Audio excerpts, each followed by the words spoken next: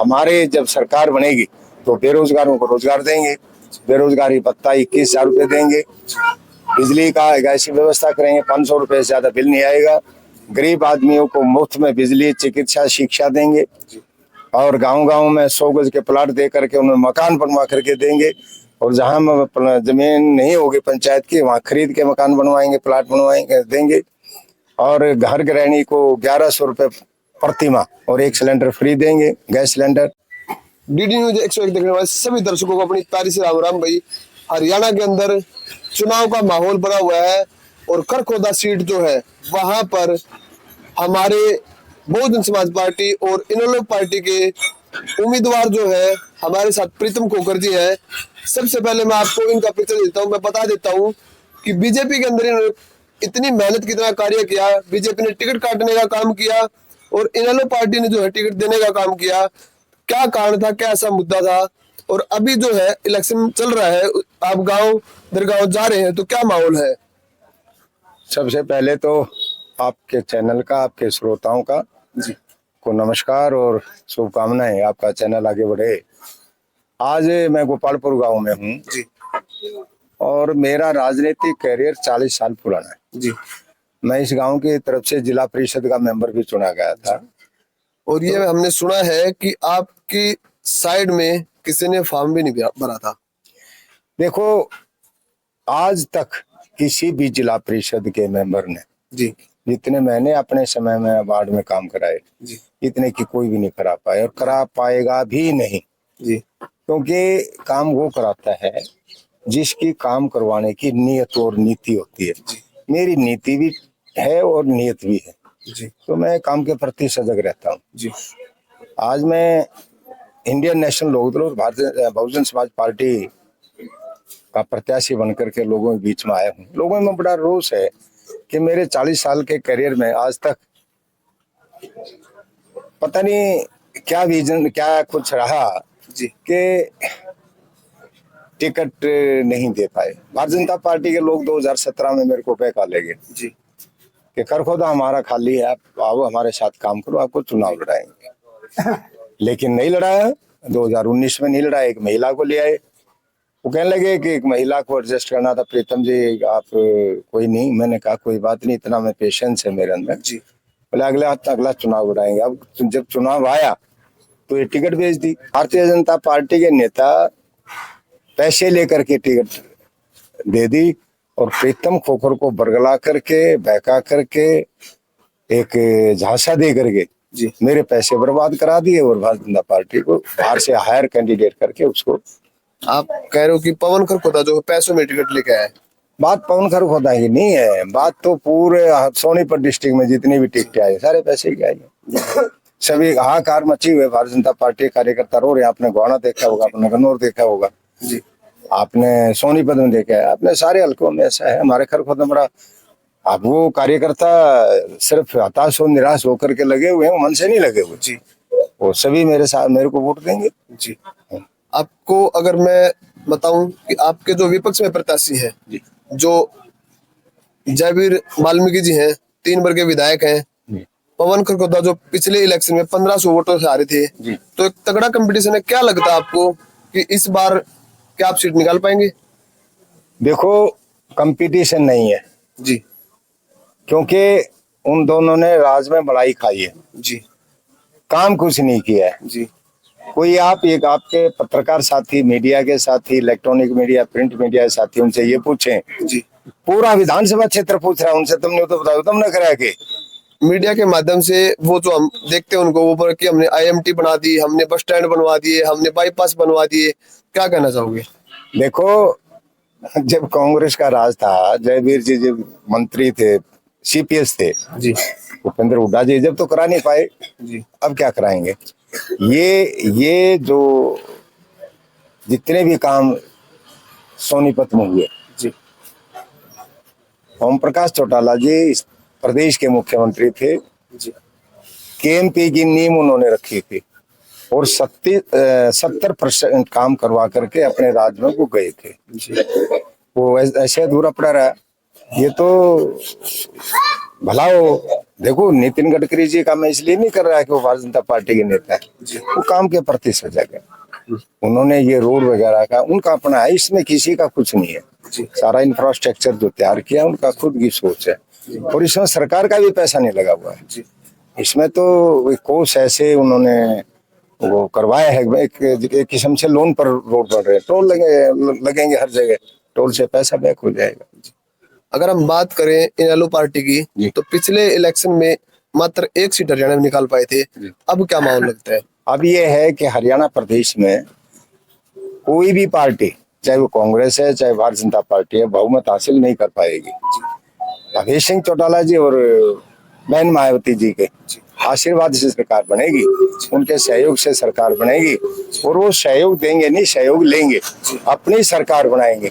और सरकार बना करके हमारे जब सरकार बनेगी तो बेरोजगारों को रोजगार देंगे, बेरोजगारी भत्ता 21,000 रुपये देंगे, बिजली का ऐसी व्यवस्था करेंगे 500 रुपये से ज्यादा बिल नहीं आएगा, गरीब आदमियों को मुफ्त में बिजली, चिकित्सा, शिक्षा देंगे, और गांव-गांव में 100 गज के प्लाट दे करके उन्हें मकान बनवा करके देंगे, और जहां जमीन नहीं होगी पंचायत की वहां खरीद के मकान बनवाएंगे, प्लाट बनवाएंगे, देंगे। और घर गृहिणी को 1100 रुपये प्रति माह और 1 सिलेंडर फ्री देंगे, गैस सिलेंडर। और जितने भी अपने यहाँ महिलाओं के लिए संगठन, उनके लिए आधुनिक सत्संग भवन बनवाएंगे। किसान को कोई भी फसल पर किसी की तरफ ना देखना पड़े, किसी व्यापारी की तरफ, सरकार MSP पर खरीदेगी। तो ऐसी बहुत सारी योजनाएं हैं जो हमारी सरकार, और चौधरी अभय सिंह चौटाला जी जो कहते हैं वो करते हैं, मायावती जी जो कहती हैं वो करते हैं, वो झूठ नहीं बोलते। उन्होंने उत्तर प्रदेश में सरकार चलाई, चौधरी ओम प्रकाश चौटाला, चौधरी देवीलाल जी ने हरियाणा प्रदेश में सरकार चला करके एक देश को संदेश दिया।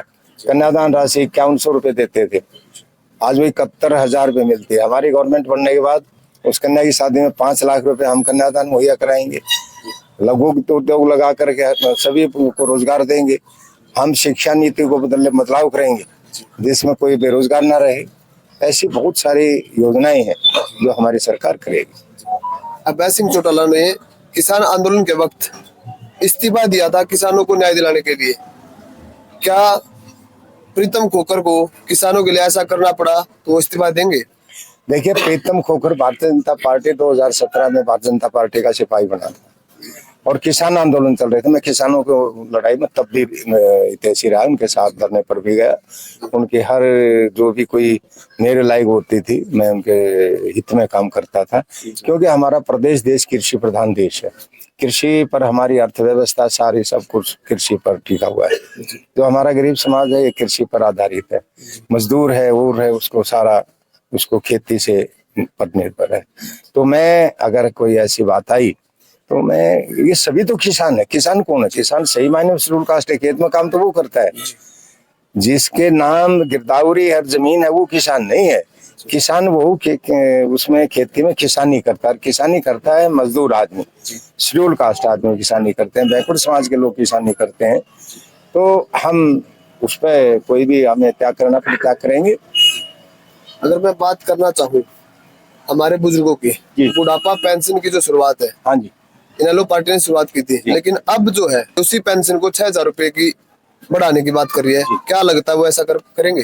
कांग्रेस पार्टी का जब राज था, जब चौधरी देवीलाल जी गांव गांव घूमते थे, अब बूढ़ो मरियो मतलब थारी पेंशन करूंगा, गरीब बच्चों के लिए जच्चा बच्चा को अनुदान राशि दूंगा, 5100 रुपए कन्यादान दूंगा, 10,000 तक के कर्जे माफ करूंगा, बिजली पानी फ्री करूंगा। तब कांग्रेस के लोग पता क्या कहते थे? स्वर्गीय राजीव गांधी जी उस टाइम प्रधानमंत्री थे और देश के मुख्यमंत्री चौधरी बंसीलाल जी थे। वो ये कहते थे चौधरी देवीलाल अनपढ़ आदमी है, चौधरी देवीलाल के बहकावे में लोगों मत आना, हम बड़े बड़े मुख्यमंत्री और प्रधानमंत्री बनने के बाद की बात करता है।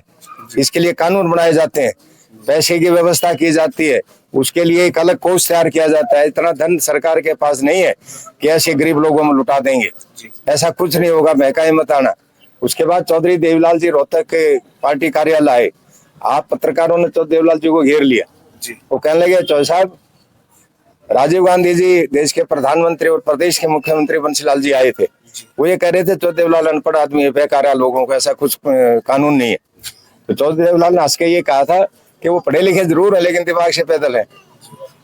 मैं कानून बनाने जाऊंगा, ये लोग जब मुझे प्रधानमंत्री बनाएंगे, और 100 रुपए प्रति माह पेंशन उसी दिन लागू करूंगा, 10,000 तक के कर्जे उसी दिन दूंगा, गरीब जच्चा बच्चा के लिए अनुदान राशि उसी दिन से दूंगा, 5100 रुपए कन्यादान उसी समय से लागू करूंगा, बिजली पानी का व्यवस्था करूंगा, बिजली पानी की व्यवस्था करके भ्रष्टाचार को बंद करूंगा।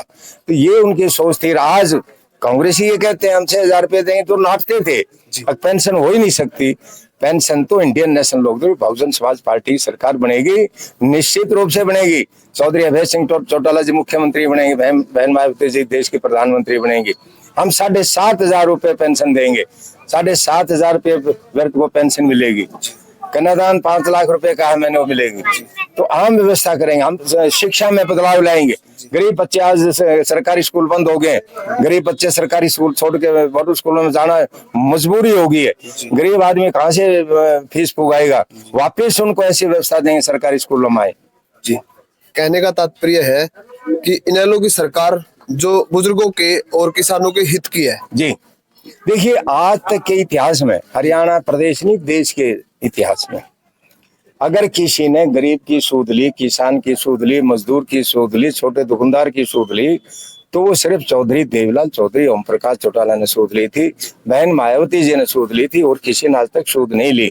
बरगलाते रहे, वोट लेते रहे, ऐसा कुछ नहीं किया कांग्रेस के। देखो ना, आप पहली बार हरियाणा प्रदेश में जी, जब पैसे का गांव की तरफ मूव हुआ जी, तो चौधरी देवलाल चौधरी ओम प्रकाश चौटाला की सरकार में हुआ। शुरू वहां से हुआ, उससे पहले पैसा ही नहीं मिलता था, सारी गलियां गुंडे कच्चे होते थे। जी, उन्होंने इतिहास रचा।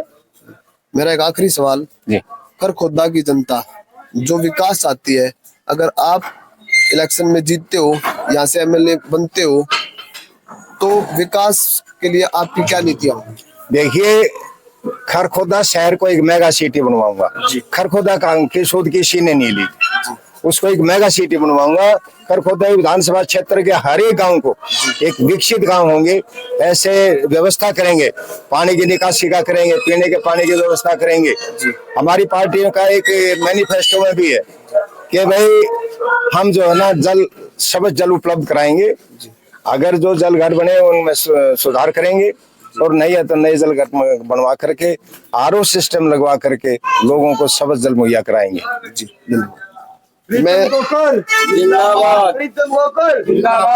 मैं अपने हरियाणा की जनता से ये अनुरोध करना चाहता हूँ कि वोट का आपका अपना अधिकार है। आप अपने प्रत्याशी को चुनकर अपने बारे में सोचकर ही वोट को चुने, अपने बटन को दबाएं। इसी के साथ वीडियो को ज्यादा से ज्यादा शेयर करें।